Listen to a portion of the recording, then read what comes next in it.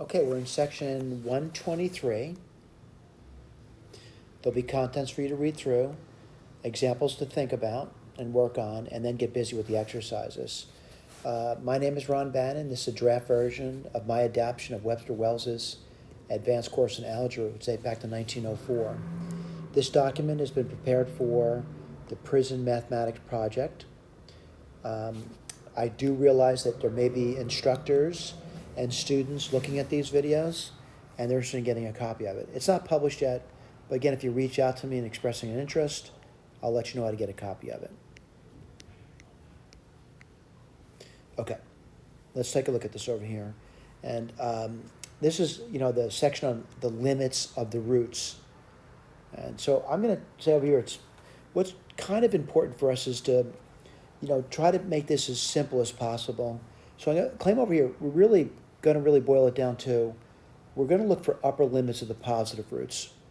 And we would certainly like to have, polynomials where there would be some root here. I may not, but I want to get some upper limit to it. I may not know what the root is, by the way, but when I mean upper limit, I don't want to be, difficult with it. I want to be easy with it.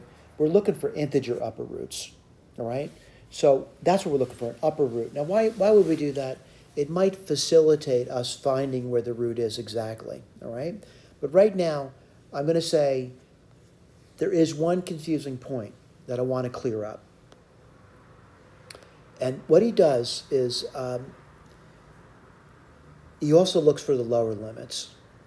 And the way he does that, which I agree with him, he should do that, is they rotate the curve twice. And to do that, they rotate about the x and the y-axis. So for example, if they're looking at this curve over here, this is f of x, and now we're looking for the upper limit, that's not a problem.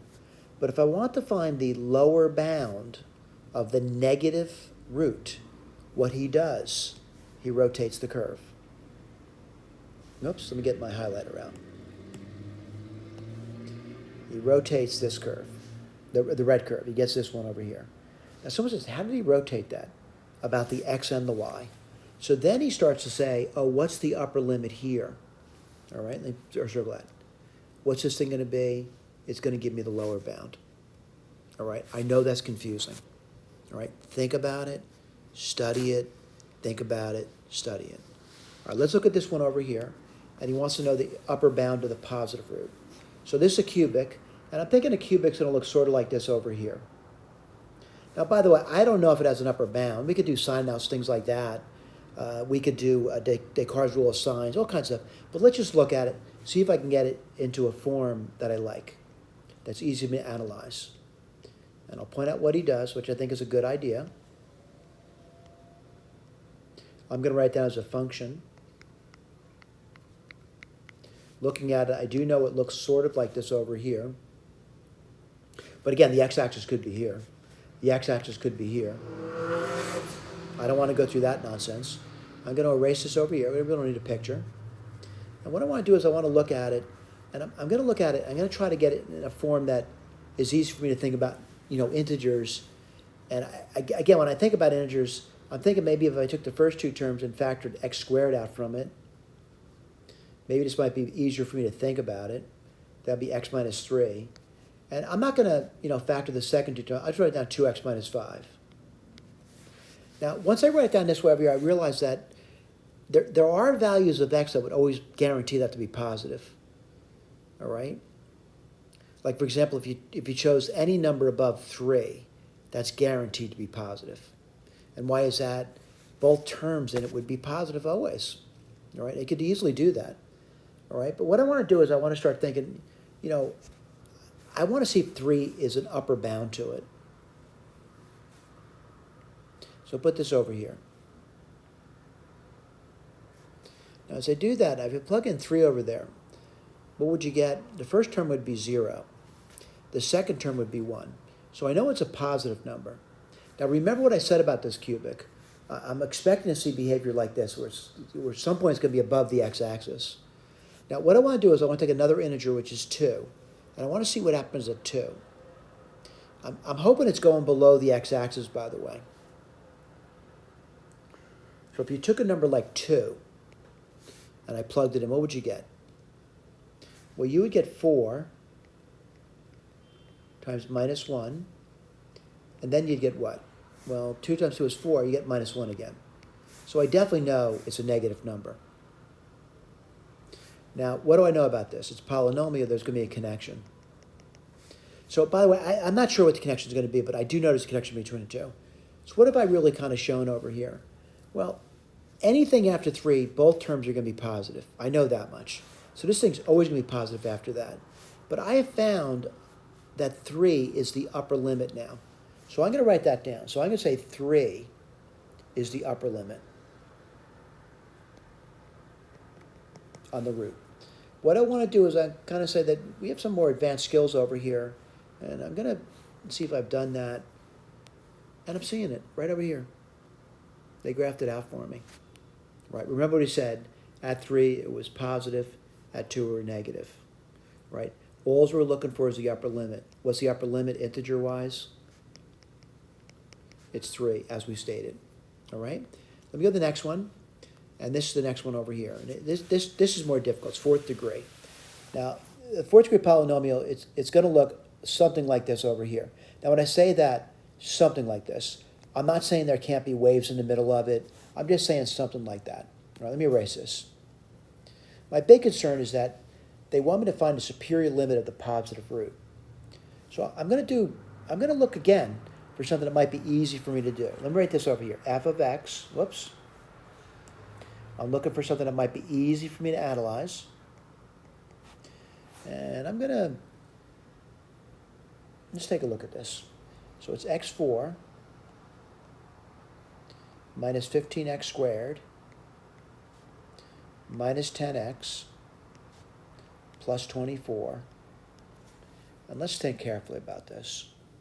And it's again positive roots. Makes it much easier for me. No rotations involved. And I'm looking at that. There's many things I could do. But I'm going to take the first 3 terms now. I'm going to see what happens. You get x cubed minus 15x minus 10 plus 24. I'm going to start thinking now. This may not be the best thing either, but we're starting to think. I'm only dealing with positive numbers, by the way. So I'm wondering what number would make that first term, right? Let's take a look at it. I'm going to start stabbing at it. Let's do 1. What do you get? 1 minus 15 minus 10 plus 24. What does this give me? Well, that would be minus 24. That would be 0. This is a miracle. I found a root. Our root for this would be 1. Let's just check that out.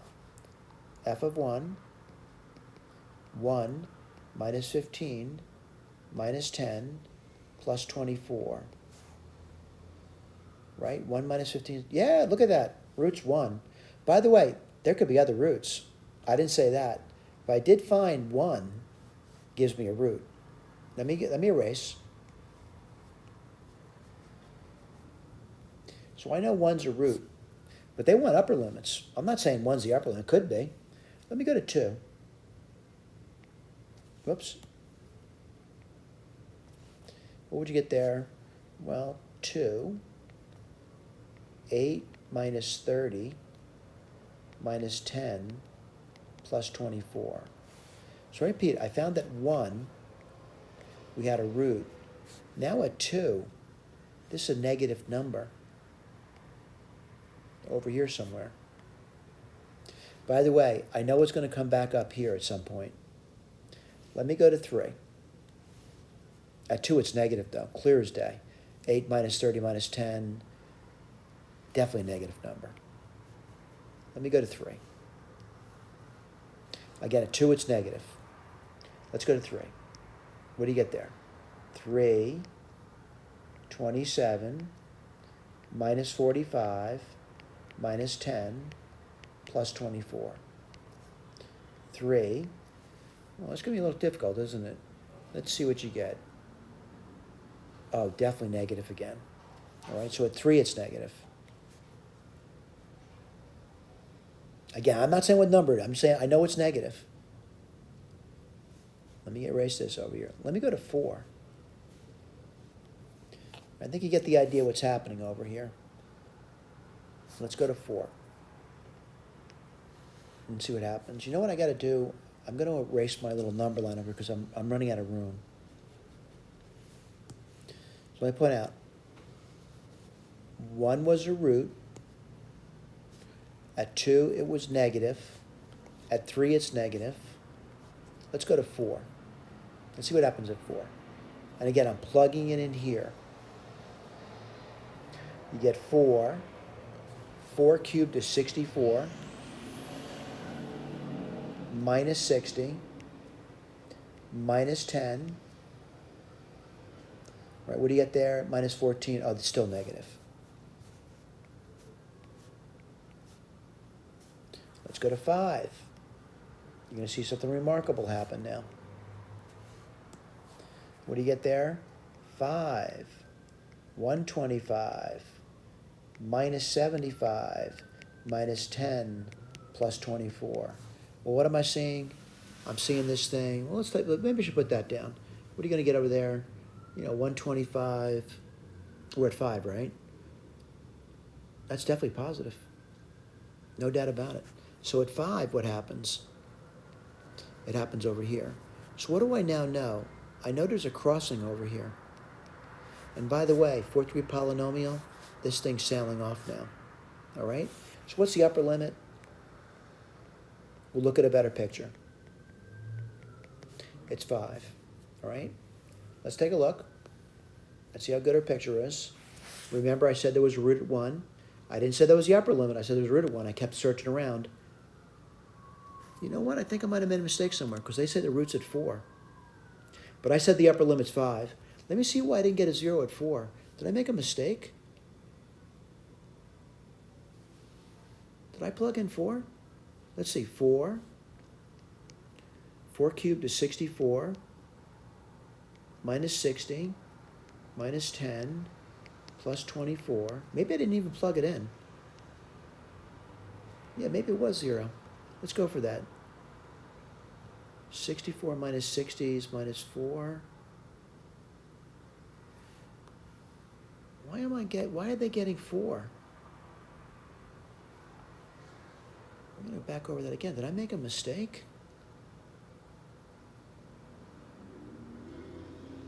Let me go again. I'm looking at it. I want to make sure I didn't do any mistakes here. Let's go again here.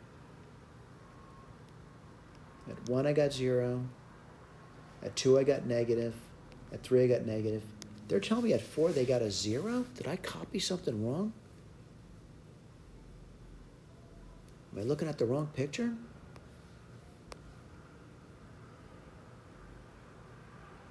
I don't think so. Let's do that again. 4. 4 cubed, 1664. 4 times 15 is 60. Minus 10 plus 24. Oh, I did a wrong arithmetic then. 64 minus 64. 4 minus 6 is minus 6. Yeah, it is 0. All right? So let me point out what I mean by that. I apologize. 2 is negative. 3 it's negative. 4 turns out to be 0. And then at 5, it sails off forever. All right? So 4 is really the upper limit, but I'm going to say 5, all right, because I did get that, all right? But 4 is the upper limit. It's there, all right? But 5 is fine too, all right? So this one over here, it's a little more difficult, and the reason for that, they're looking for the inferior limit, and that means the negative root. So what I got to do, I got to write f of x down for you. I'll do that over here, by the way, because I have a little bit of work. F of x is equal to x5 plus 2x cubed plus 5x squared minus 7. And I got to rotate it twice. about the x-axis and about the y-axis. You're going to get, let's see, well, let me be careful.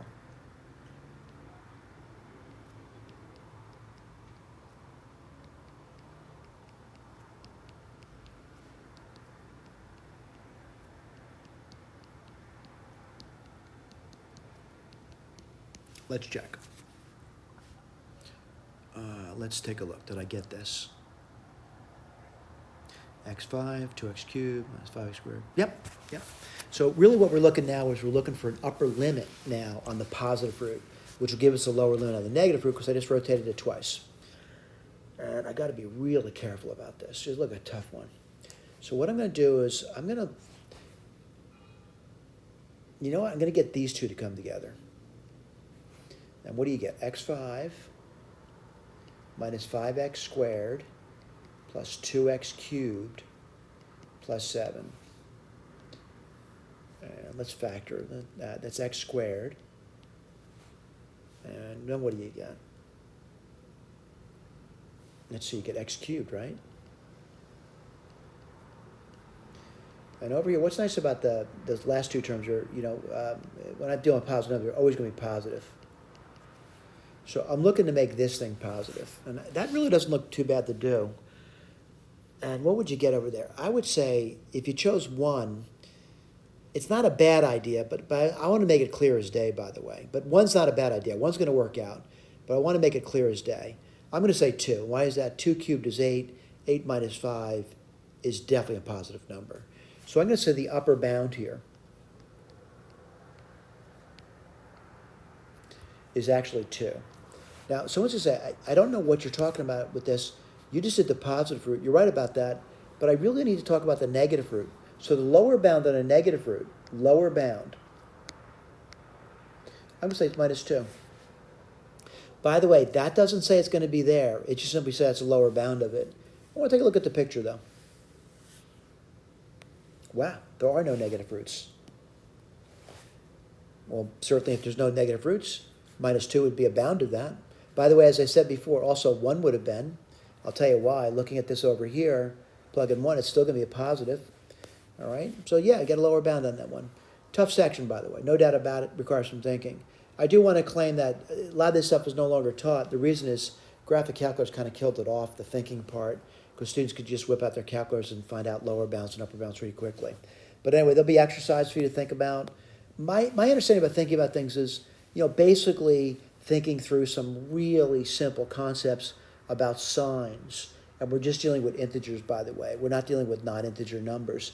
So we're given something like this over here. They want the superior limit of the positive root. What do? I rewrote it. I kind of factored it out. I want the first term here to be better than 4, by the way. I want it to be better than 4. And I kind of search around for it. All right, search around for it. By the way, I think they said the superior limits to the positive roots. Oh, they said this one over here too, which means I got to do a double rotation. All right, and go through that. But again, I want to point out that we really do need pictures to illustrate what we're talking about. All right, I do provide pictures for you. Again, if you think there's any problems with what we're writing down over here, please bring it to my attention. But again, we do it. And an upper limit there is 1. That's not so bad. Lower limit, what do we get for lower limit? Minus 3. There is no root, though. There is no root there. Same thing over here. They want uppers and lowers. Got to do some rotations over here.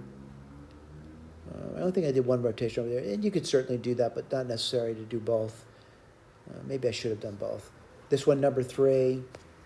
Give you little pictures, a little bit of work, pictures and work, pictures and work, pictures and work. Boy, there's a lot of work over here, isn't there? Look through it. It's a lot of work. I did the work. Is it perfect? I think it's good. Is it perfect? Absolutely not. I probably made a mistake here or there. And there's quite a few problems to get through, 9 problems. Yeah, I did all 9, all right? I did all 9. Then you get to the SAGE business. What's SAGE? It's a computer algebra system. Yeah, we kind of recommend you look at it, open source. Go to that website, either download it or do the interactive web-based application. Look at me doing problems, all right? This one over here, I notice I'm actually finding roots to it, right? So this one actually is able to find roots. And it's certainly the people who code this stuff certainly know algebra very well. Here's the deal, though. We're at the stage where we're learning algebra, and you need to really pay attention to what we're doing over here. I know it's a tough section. a lot of thinking involved. We would like you to think. Here's the deal, though. As you're working through the problems, if you find an error, please bring it to my attention, including you think my graphs are wrong. Again, this is a really long document. I think probably when it's done, it'll be closer to 3,000 pages. Right now, it's about 2,500 pages, and that's long, by the way, well, 2,468, almost 2,500. There's definitely errors, including maybe I did the wrong graph, typed something in wrong, whatever. It's possible. Please report errors to me. That's the address. So, for example, if you're in 123, section 3, and you're doing problem number 9, and you think there's a problem, you email me. Tell me what section you're in, what number you're doing, tell me what the error is. I'll listen to you. I'll entertain it. I'll try to correct them, okay? I really mean that. I will try to correct. All right, we try to listen to you guys. Why is that? We want to make it a great document. What does that mean? A document that other people are going to use and can trust. Right now, it's not 100% trustworthy because I'm the only one working on it, all right? Thanks again for your time and your efforts.